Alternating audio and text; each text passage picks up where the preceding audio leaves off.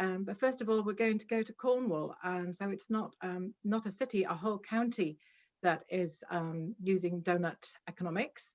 And our first speaker is Councillor Edwina Hannaford, who is portfolio holder for climate change and neighbourhoods for Cornwall County Council and member for Lou West, Lansolos and Llanglos in the southeast of Cornwall. Edwina, I apologise, I probably mispronounced those. I suddenly sounded a bit Welsh. No worries. Edwina was elected. Edwina was elected to the Cornwall Unitary Council in 2009, and since 2013 has served as portfolio holder for planning and the environment.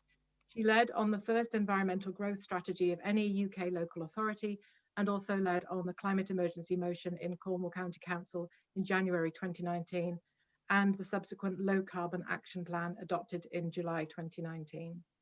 And then Edwina has championed the action plan, working across all departments of the council, embedding climate change actions in all the council's services and investments, using the Doughnut Economics decision-making wheel to balance people and planet. So let's hear more about that now from Edwina. Over to you, Edwina.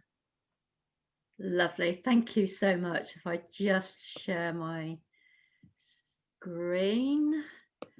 Tech, don't let me down now. There we go. Can everybody see that?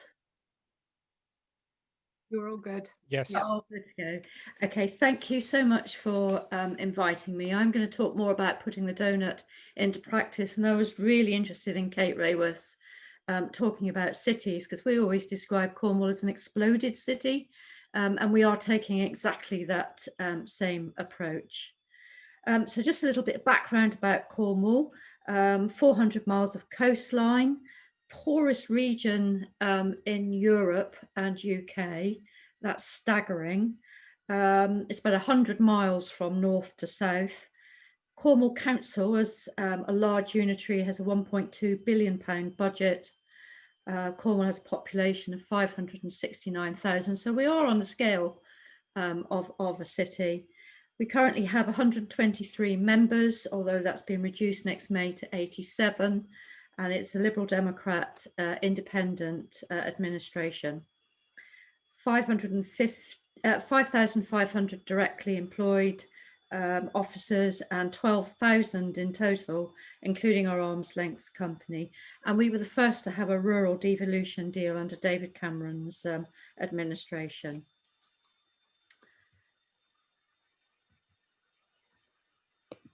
Right. Oh, it's a bit of a lag, I think. Okay, so further context. So talked about Cornwall being the most disadvantaged areas of Europe and the UK. I think only South Wales pip us to the post.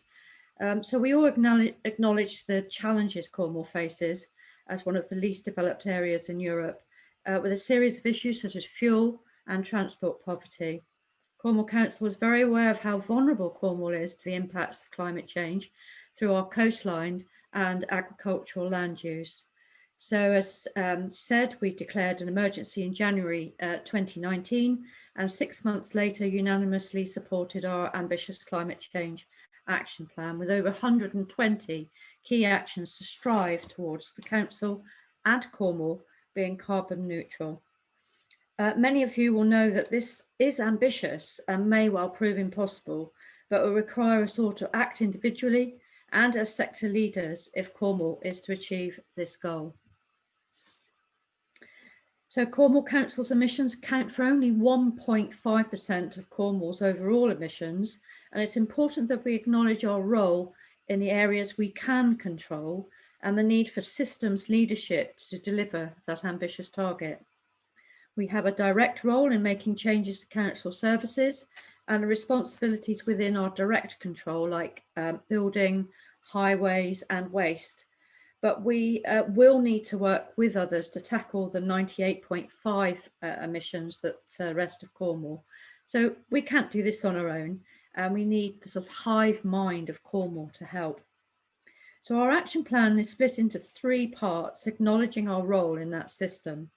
The operational programme is about getting our own house in order and leading by example and sharing good practice, and that's partly why I'm here today.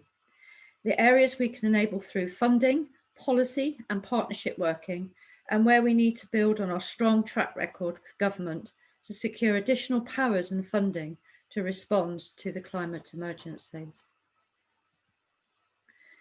So forgive me for a very complex and busy slide, but I think that really visually sums up the depiction of the scale of the challenge that faces us all. It's a hugely complex system with immeasurable moving parts, and there is no clear roadmap to where we are aiming. Making a declaration is the easy bit. Working on how to start that journey is the hard bit. But building that complexity into your governance is even harder. But this is the challenge we faced after our declaration, with political and public behind us, to make sure that the priority was embedded across Cornwall Council in all that we do. How to hold all this complexity with perspectives across all of the present and potential impacts of climate emergency, and avoid making the same decisions that got us here in the first place. Similarly, climate change is a social justice issue, and I've heard Kate and others talk really strongly about that. That was something that was really embedded from the very start. We cannot afford for it to be an accelerator of inequality. We've still got huge inequality nationally, but most particularly in Cornwall. We could reach carbon neutrality relatively quickly if we ignored all that and implemented sweeping policies overnight. But ultimately, carbon neutrality is only the mechanism by which we achieve our real goal, and that's a just, thriving and sustainable Cornwall for one and all. So thankfully, Doughnut Economics presented us with a way to do this. Thanks to suggestions from inside and outside the council, we were able to work with Kate, and we know that Kate has done work with Oxfam and others, and consider how it could be applied in a Cornish context. I do need to give a sort of shout out now to one of the officers that helped at the outset of this plan, she's called Rachel Bice, and she's actually the Chief Exec of Yorkshire Wildlife Trust now. A great loss to Cornwall, but I hope she's doing great work in Yorkshire as well. The opportunity this presented was a way to engage with the idea that none of these boundaries occur in isolation. So even if an action had benefits in one area, there may well be a myriad of negative consequences in others that we were not equipped to notice. So having identified the donut model, the next step was to decide how it could be applied. While our long-term vision for it to be used across Cornwall Council more broadly, the first implementation has been at cabinet level. So you can see the yellow box there is, we've got a strong leader model, leader and cabinet model, and full council and various scrutiny panels that scrutinise the work of cabinet. So how it works in practice. When an officer is bringing a decision to cabinet, they must consider the impact of the decision on each of the parts of the social and planetary boundaries as shown here. They are broadly similar to Kate Raworth's Oxfam sections, but they have been slightly adapted for the Cornish and a Cornwall Council focus. So you'll see on the right, it has sense of community. That's something that's really important in Cornwall, the Cornish distinctiveness of our community. So that was a priority for us. Then for each area, the guidance gives a number of questions to be answered. Here are some examples, but not exhaustive. So 2 things to note here. There are yes or no questions. They are yes or no questions. So there is no great burden on the officer to input reams of data. That said, it's highly likely that an officer will not know the answer to every question. So it does prompt further exploration. We welcome feedback, which is clear where there are evidence gaps, as we cannot expect to know everything, but in highlighting what we don't know, it allows us to look more closely at issues which may otherwise remain invisible. I think the principle of garbage in, garbage out may apply. So we're not perfect yet, but we're working on it. But it makes you think about what you need to consider. Then for each area, there's a score is given of 1 to 5 to reflect the likely impact from the decision. Again, this is a fairly simple process, but it's also subjective. It's important to note this tool is illustrative to support decision making by offering a broader perspective. It does not make the decision, it informs the decision.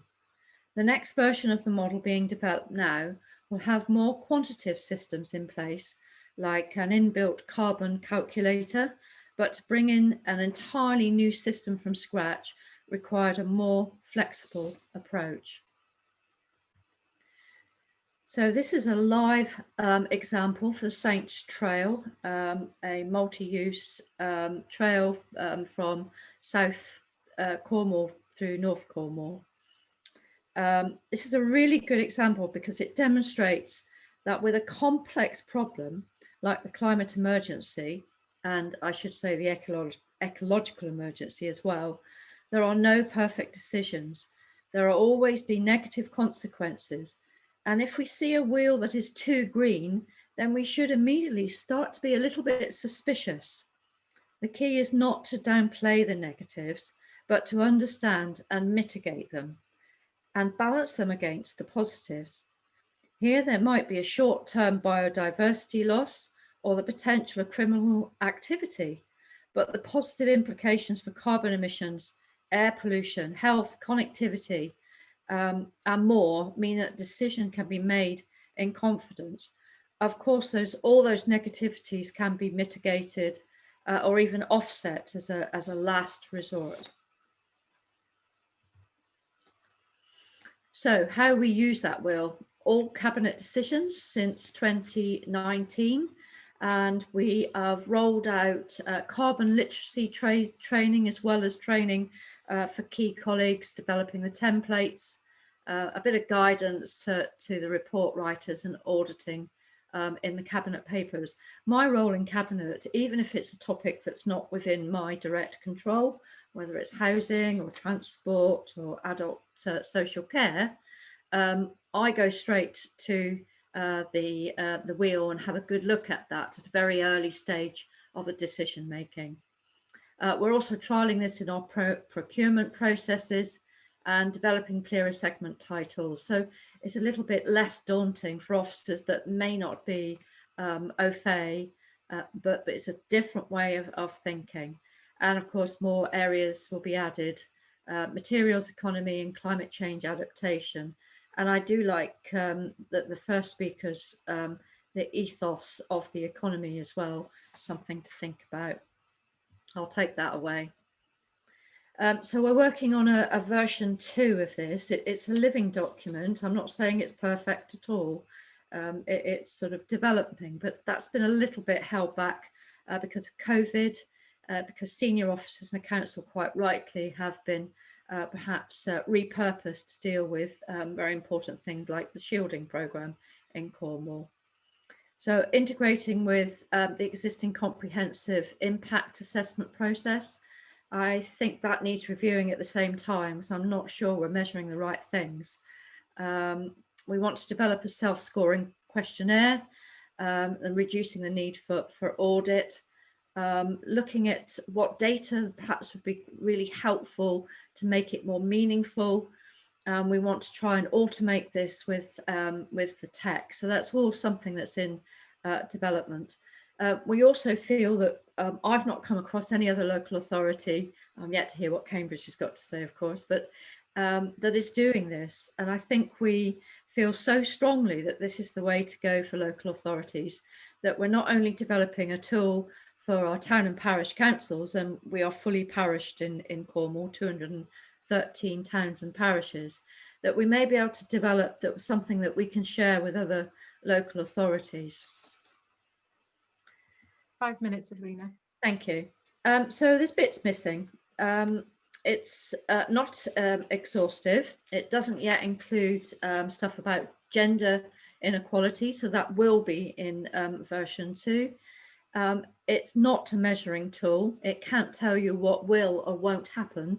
That needs to be, you need a human interaction with that and experts to look at the probabilities of that. The tool won't tell you that. There's no differentials between the sections, so there's no weighting at the moment. Some might be more important to others or relevant to others. So we need to refine this. It's highly subjective to begin with, as officers get used to it. It's only a tool, but only as good as those that use it. So I think what's really worked really well, it makes the climate emergency accessible for decision makers. So currently it's just within Cabinet, but who knows, it could be used for our planning system, for our licensing decisions, whole range of things.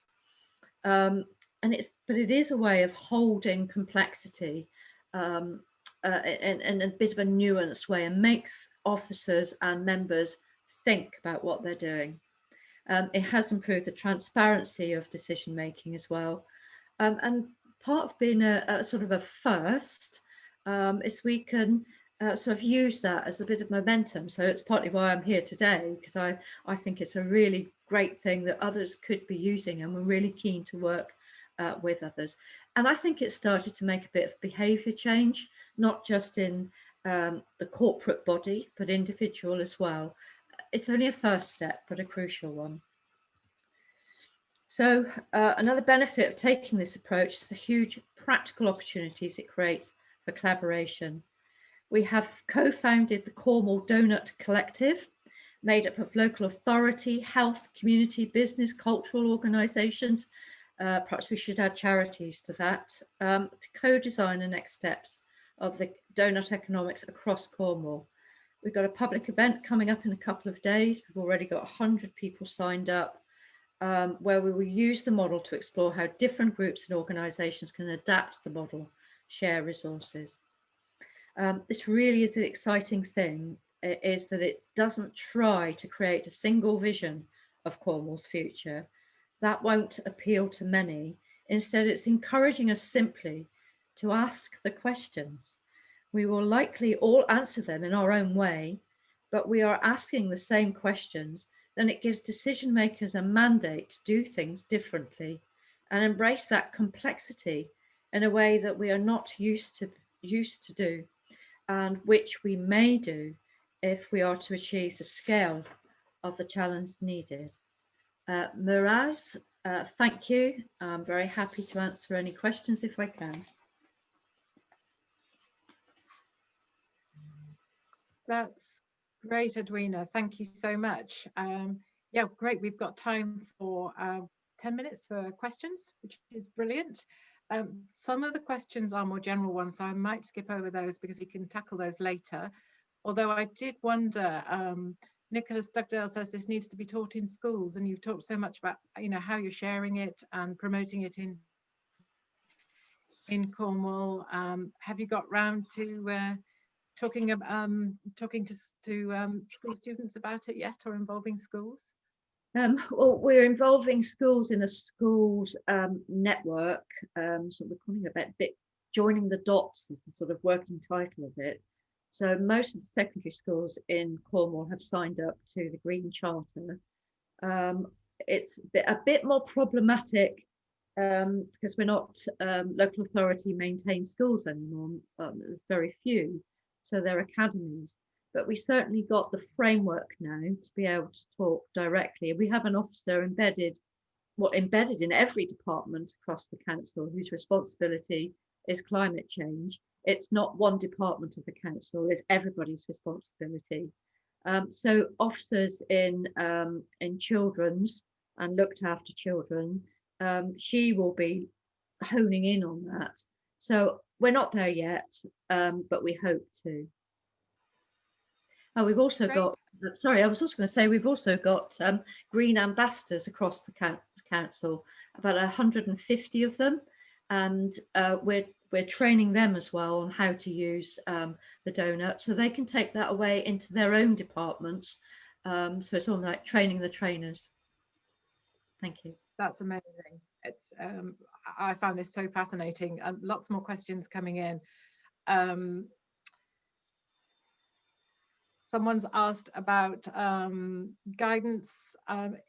Is the guidance which your officers use publicly available? I'll let you answer that. Yes, it is. And obviously, as a democratic organisation, transparency is really important. So all our documents are readily available on the Cornwall Council website. It's probably safe to say that we have some early briefings, informal, so they're not decision-making briefings. They're just sort of, what do you think about this? Is there something we haven't thought of? So there's a development role within Cabinet, but also in scrutiny play a role of developing policies as well. So some of those might not be in camera because they may not, we don't want to set hairs racing sometimes, and officers need to go away and actually you need to do that differently. That's really not, that's not working. You need to go away and think, do we really need to be doing this if it's that bad? So yes, all our documents are available on the website. Great. And someone else has asked, Nicholas Dugdale has asked, how does Edwina find the cross-party will to implement this? So what about the politics, Edwina? Okay, so within Cabinet, there are 5 Liberal Democrats and there are 5 independents. Now, it's fair to say that the spectrum of independence ranges from one that I think is probably quite far left of centre, and one I can think of is perhaps the other way. But they can all, we collectively made the decision to support this. So we collectively, as a Cabinet, this is how we're going to do it. So across the council, I'm not sure that all members yet, because not all of them have had their carbon literacy training. So I think we're early doors on this. I think that there's a lot more work to be done, and we've got an election next May. But I think part of the induction process will be in the induction process.